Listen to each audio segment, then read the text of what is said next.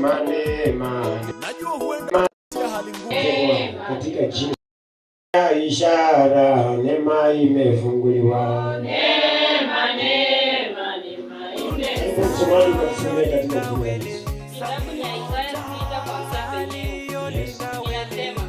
katika mwaka ule aliokufa mfalme Uzia, nalimuona Bwana ameketi katika kiti chake cha enzi kilicho juu sana na kuinuliwa sana, na pindo za vazi lake zikalijaza hekalu. Juu yake walisimama maserafi, kila mmoja alikuwa na mabawa 6. Kwa mawili alifunika uso wake, na kwa mawili alifunika miguu yake, na kwa mawili aliruka. Wakaitana kila mmoja na mwenzake, wakisema, Mtakatifu, mtakatifu, mtakatifu ni Bwana wa majeshi, duniani yote imejaa utukufu wake. Na misingi ya vizingiti ikatingizika kwa sababu ya sauti yake aliyelia, naye nyumba ikajaa moshi. Ndipo niliposema, ole wangu, kwa maana nimepotea, kwa sababu mimi ni mtu mwenye midomo michafu, nami ninakaa kati ya watu wenye midomo michafu, na macho yangu yamemwona Mfalme, Bwana wa majeshi. Kisha mmoja wa maserafi wale akaruka akanikaribia, naye alikuwa na kaa la moto mkononi mwake, ambalo alikuwa amelitwaa kwa makoleo toka juu ya madhabahu. Akaniguza kinywa changu kwa kaa hilo, akaniambia, tazama, hili limekuguza midomo yako, na uovu wako umeondolewa. Amen. Na dhambi yako imefunikwa. Kanisa liseme amen. Amen. Bwana nasifiwe. Amen. Wateule waseme amen. Amen.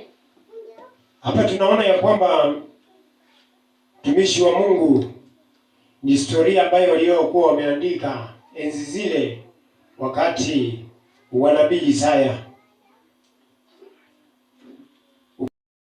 Ama ukianzia moja penyewe, Isaya 1 kuanzia penyewe, Biblia inasema neno la Bwana likamjia mwana wa Amidayo ambaye alikuwa Amosi, ikimshuhudia ya kwamba nenda ama ninakutuma katika nyumba ya watu ambayo wanayenichukiza katika ndani ya maisha yangu, lakini nenda ukawaambie. Kanisa liseme amen. Amen. Tunaona ya kwamba ni historia ambayo Bwana alipokuwa akizungumza pamoja na watumishi wa Bwana, ya kwamba mtumishi wa Mungu alipokuwa akiendelea katika safari, yeye alikuwa anafanya huduma, alikuwa anafanya kazi ya Mungu, alikuwa akihubiri habari njema ya ufalme, alikuwa anatangaza neno la Bwana, mapenzi ya Mungu katika wana wa Israeli. Kama wana wa Israeli wametenda dhambi, alikuwa anatumia mtu ambaye anaitwa nabii. Enzi zile hakuwa anaitwa ya kwamba nabii, bali Biblia inasema alikuwa anaitwa muonaji.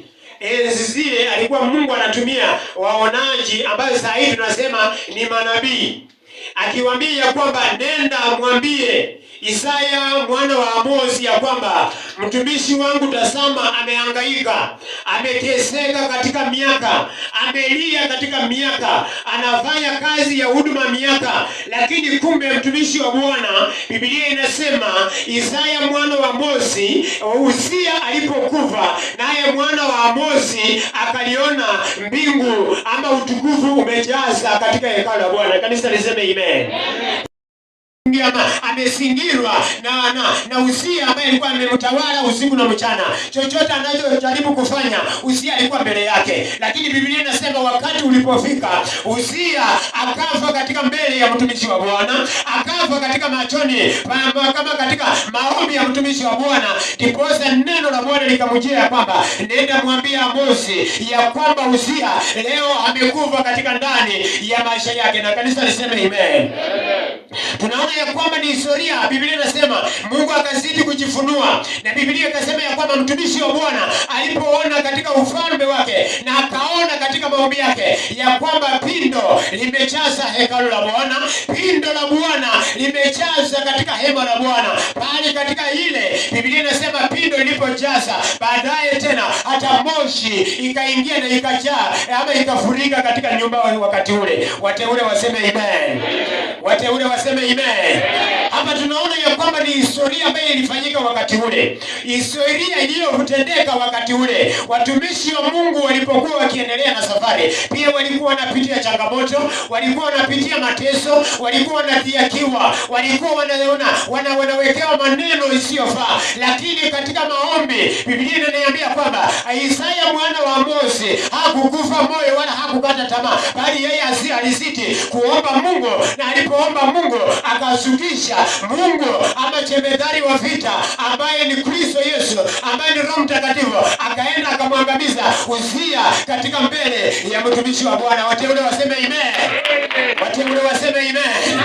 Hii inatuonyesha ya kwamba haijalishi mpendwa, nataka nikwambie, katika ndani ya maisha yako, haijalishi kuna Uzia ambaye yako mbele yako, haijalishi nani yako mbele yako, lakini ukidumu katika maombi, Yesu ana jibu njema katika ndani ya maisha yako. Yesu ana mpango mwema katika ndani ya maisha yako. Nataka nikwambie kwamba Uzia aliyekuwa amekuzingira siku ya leo atakufa. Uzia ambaye alikuwa amekukalia siku ya leo ataangamia. Uzia ambaye alikuwa amekukalia katika maisha, chochote unapojaribu kufanya ama kupanga aliendi sawa sawa, kwa sababu Uzia alikuwa mbele yako na amekuzingira usiku na mchana. Ukiomba maombi, naye anapiga, yanarudi chini. Maombi yako haienende katika utukufu wa Bwana. Maombi yako ama vilio vyako haiendi straight kwa katika ndani ya Kristo. Na bali nataka nikwambie leo kuna msaada ambayo Bwana ametuachia, ya kwamba maombi yako yanaenda kujibiwa, vilio vyako vinaenda kujibiwa, katika maisha yako yanaenda kujibiwa. Unaomba nini ndani ya maisha, leo inaenda kujibiwa. Wateule waseme amen. Watakatifu waseme amen. Kwa sababu si atakufa, apende asipende atakufa. Aliyekalia maisha yako atakufa, aliyeroga maisha yako atakufa. Ya kwamba usiolewe leo atakufa, akisema hutafanikiwa atakufa, kwa sababu Bwana ni mwingi wa rehema. Wateule waseme amen. Watakatifu waseme amen. Uzia atakufa katika machoni pako. Maana Uzia atakufa katika ndani ya maisha yako. Ambia jirani ya kwamba Uzia amekufa leo. Mwambie Uzia amekufa leo. Mwambie katika jina la Yesu Kristo. Hapa tunaona ya kwamba Mungu anaahidia watumishi wake, anawaahidia baraka ya kwamba usiokope. Mtumishi wa Mungu, mtumishi alikuwa nabii ama alikuwa muonaji, lakini wakati ule alikuwa kiomba king'ang'ana, lakini kumbe alikuwa amesingirwa na madhabahu, alikuwa amesingirwa na mfalme wa Wachemi ambaye alikuwa amefunga maisha yake. Akijaribu chochote kinarudi chini, akijaribu chochote kinafeli. Lakini wakati ulipofika, Bwana wa amani akasikia na akaona mtumishi wake katika vilio, katika mateso, akasema mwanangu lazima nitamuokoa, mwanangu lazima nitakuwa pamoja naye, ninaenda kujitukuza katika mataifa, na ya kwamba wanangu wote wataona mkono wa Bwana. Wateule waseme amen. Na Mungu mjua maandiko lisema ya kwamba hakika hakuna uchawi katika ndani ya wana wa Israeli, wala hakuna ukanga katika chuchu ya Yakobo. Wewe umefanyika uzao wa Yakobo kwa sababu ya neema iliyo ndani ya Kristo. Sasa nataka nikwambie, usiangalie masani parati, usiangalie na Uzia ambaye yuko ndani ya maisha yako. Nataka nikwambie, Uzia leo amekufa katika ndani ya maisha yako. Uzia leo amekuachiliwa, unaenda kupata huru. Ulikuwa kianza biashara inafeli, ukijaribu ndoa inafeli, maisha yake imekuwa maisha ya kuteseka, magonjwa usiku na mchana. Lakini nataka nikwambie, Uzia leo atakufa katika jina la Yesu Kristo, kwa sababu Mungu wa Israeli amenena. Na Biblia inasema mtumishi wake alipokuwa akiendelea, yeye alikuwa na katika hali, kwa sababu hakuwa anasema ya kwamba yeye ni mcha Mungu, bali walikuwa wamejidarau, akisema Mungu hawezi kumtumia. Lakini wakati ule Bwana akasimama, alitaka kujitukuza katika mataifa yake juu ya wana wa Israeli, waone ya kwamba kumbe kuna Mungu aliye hai katika ndani ya maisha yao. Bwana asifiwe. Katika utukufu wa Bwana. Isaya 43. Maandiko inasema nini? Isaya 43. Bwana tena anakuahidia katika mbele ya maadui. Mungu anakuahidia katika mbele ya mfalme Kona na Wachemi, akisema usiokope ewe Yakobo, uchangamka. Isaya 43. Lakini sasa Bwana aliyekuhuluku Yakobo, yeye aliyekuumba Israeli, asema hivi, usiogope mwanangu. Kanisa liseme amen. Kanisa liseme amen. Ya kwamba mwanangu usiogope katika yake ya kwamba mwanangu, usione vitisho, usione usiako katika ndani ya maisha, usione umefungiwa, hata unajaribu mipango yako iendelee sawa, lakini Bwana anakuahidia ya kwamba katikati ya maadui, katikati ya watesi, katikati ya visirani, katikati ya maadui ambayo unaona ya kwamba hutafaulu, Bwana anasema ewe mwanangu, usiogope kwa sababu mimi ni pamoja nawe. Kanisa liseme amen. Waba ile bangi ni harasima. Mungu akubariki. Kanisa liseme amen. Ya kwamba mwanangu usiogope kwa sababu anakuambia nini? Tayari Usia aliyekuwa amekuzingira amekufa. Amen. Usia ambao wanasema siku hizi wanasema magonjwa ya pressure yamepanda katika ndani ya mwili. Leo yatakufa. Magonjwa ya alisa leo yatakufa. Magonjwa ambayo haina dawa na tiba leo itakufa kwa sababu mfalme Usia amekufa katika ndani ya maisha yako. Kanisa la Bwana liseme amen. Wateule waseme amen. Kwa sababu Mungu amesema mwanangu usiogope. Yakobo niliyekuruku kwa sababu mimi naenda kusimama pamoja nawe. Ninaenda kukulinda. Tayari amelinda mtumishi wake, atapatikana na nguvu za mfalme Usia, bali Usia ameangamia katika mbele ya mtumishi wa Bwana. Mungu atasimama pamoja nawe. Na aliahidi katika mafundisho akasema ya kwamba Mungu hakika hakuna ukanga katika chuo ya Yakobo. Mungu anakuhakikishia kwamba haijalishi watakusanyika wala watasanyana kwa ajili ya maisha yao ama kwa ajili ya maisha yako, lakini si katika shauri la Bwana, bali Mungu atasimama, atakulinda, atakuvisha, atakunywesha. Maadui unayowaona hautawaona tena. Watu waseme amen. Na mtu unasema amen. Maadui ambao wamekuzingira hutaona kwa sababu Biblia imesema watakufa. Leo maadui ambao wamekukalia, nataka nikwambie kwamba watakufa. Maadui ambao wamekalia ndoa yako, maadui ambao wamekalia familia yako, maadui ambao wamekaa katika huduma, hata wakipanga wakisema hamutaenda. Mkumbuke ya kwamba nasi tulipoendelea katika huduma maana masalipanatu wakainuka, lakini baadaye Mungu akasema wanangu sitawaacha bali nitawalinda. Na kanisa liseme amen. Mungu atawalinda wateule walio waaminifu wake. Tena Isaya 40 ngapi? 55 mstari wa 6. Katika jina la Yesu. Asante Bwana. Ndimebe inakuliwa. Ise nakuli wewe. Bwana katika jina la Yesu. Anasema Yakobo niliyekuruku usiogope, maana mimi Bwana ni pamoja nawe. Nitakushika mkono wa kuume, nitatembea pamoja na wewe. Hata kama Usia kwa maishani mwako, Usia ambaye alisema ya kwamba hautafanikiwa, nataka nikwambie leo atakufa. Kanisa liseme amen. Bwana anazidi kuahidia watumishi wake katika njia gani? Tazama nasi tuko katika mipango ambayo tunaopanga kwa ajili ya kazi ya Mungu iendelee. Bwana anakuahidia nini? Kristo anakuambia nini? Haijalishi masaliparati wapo, haijalishi watu watasema ya kwamba hatutafaulu, hatutanunua ploti, hatutajenga, lakini Bwana Yesu anasema Yakobo niliyekuruku, tazama naenda kukushika mkono wa kuume, ninaenda kukutembeza katikati ya maadui, nitaenda kusimama pamoja nawe. Wateule waseme amen. Atakulisha aliyema kwa sababu mali yote ni mali ya Bwana. Vilivyo chini ya mbingu ni mali ya Bwana. Anakuagizia nini? Sema amen. Mstari wa mlango wa 55 mstari wa 6 asema nini? Mtafuteni Bwana maadamu anapatikana. Anatuahidia sisi tena wateule wa Bwana, anasema tafuteni Bwana kwa maadamu atafanya nini? Ataonekana. Mwiteni maadamu yu karibu. Mwiteni kwa maana Bwana yu karibu nasi. 7. Mtu mbaya na aache njia yake. Na mtu mbaya na aache njia zake mbaya. Na mtu asiye haki aache mawazo yake. Na mtu asiye haki aache mawazo yake yaliyo maovu. Na mrudie Bwana. Na mrudie Bwana. Kanisa liseme amen. Amen. Wateule waseme amen. Amen. Naye atamrehemu. Naye Bwana atamrehemu. Na arejee kwa Mungu wetu. Na arejee kwa Mungu wetu. Naye atamsamehe kabisa. Naye atamsamehe kabisa. Na mteule aseme amen. Mtafuta Bwana, mkumbuke katika mateso na dhiki mauti ambayo tuliyokuwamo, lakini Bwana Yesu hakutuacha, ya kwamba wametuuzia katika shamba, lakini Kristo ni mwaminifu, akasimama pamoja nasi akisema, kazi ya Mungu ama kazi yangu sitaacha iangamie, bali nitachukua walio wanyonge, nitawafanya watakuwa vichwa, na watakaokuwa vichwa hawatakuwa mikia, bali Bwana atakuwa pamoja nawe. Na anasema ya kwamba maadamu tutafute Bwana ataonekana ndani ya maisha yetu. Kanisa liseme amen. Ya kwamba haijalishe tuna miiba na michongoma, lakini Yesu anasema tafuteni Bwana kwa maadamu ataonekana. Yeye ni Mungu, ni mwaminifu, atatulisha, atatufisha mali yake zote, ama mali ambayo tunamuomba, mipango ambayo tunaopanga kwa ajili ndani ya Kristo, tutafaulu na tutafanikiwa katika jina la Yesu Kristo. Wateule waseme amen. Haijalishi kuna fitina, haijalishi kuna maneno yaliyo chini, haijalishi kuna wale ambao wanatupiga vita kinyume, lakini Bwana yupo pamoja nasi. Na mteule aseme amen. Wateule waseme amen.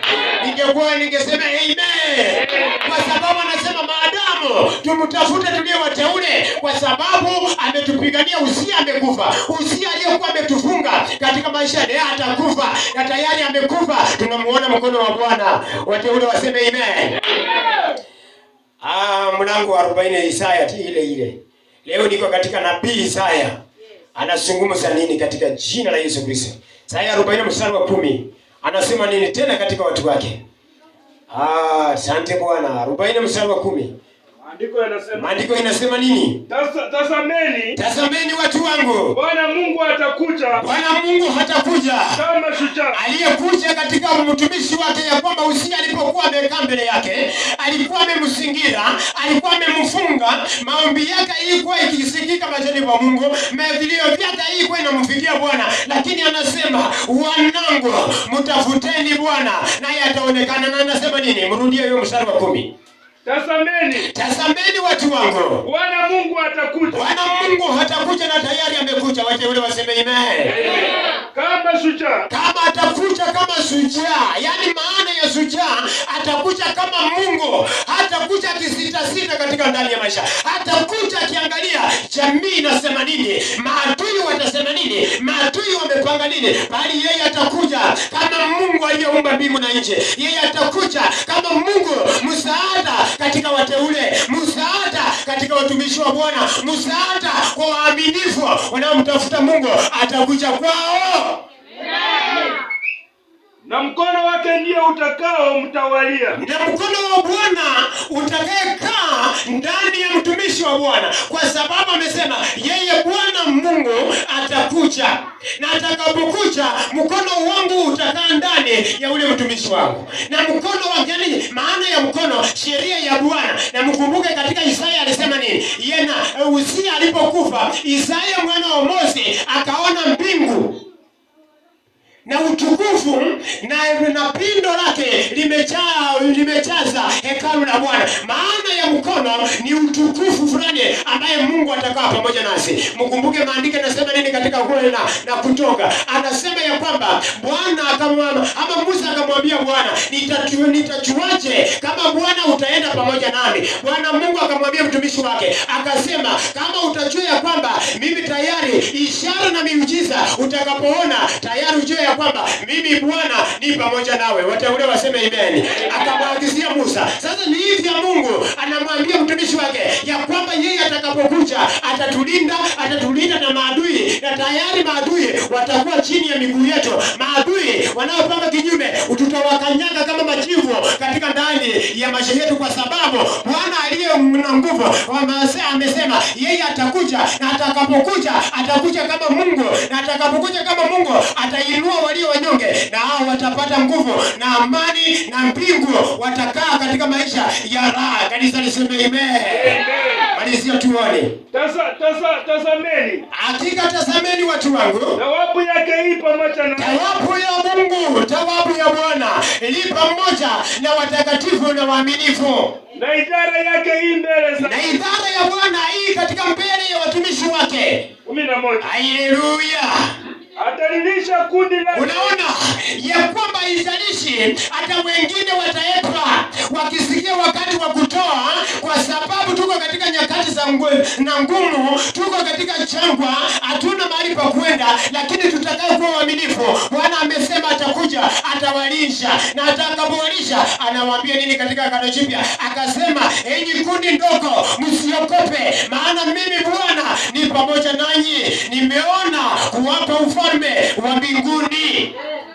Kanisa la Bwana liseme amen. Haijalishi hata utatoa wala hutatoa, lakini nataka niseme ukijitoa kutoka ndani ya moyo na ukuwe mwaminifu, kuna thawabu ambayo utapata ndani ya maisha yako, na kutoa kwako utafarijiwa, na kutoa kwako utasimama na kazi ya Bwana, na kwa wewe Mungu atahubiri injili, na kwa wewe Mungu atakuokoa na walio wanyonge, na kwa wewe Mungu atasababisha milango na madirisha waliokuwa wamefungwa watafunguliwa, kwa sababu Bwana yu pamoja nawe.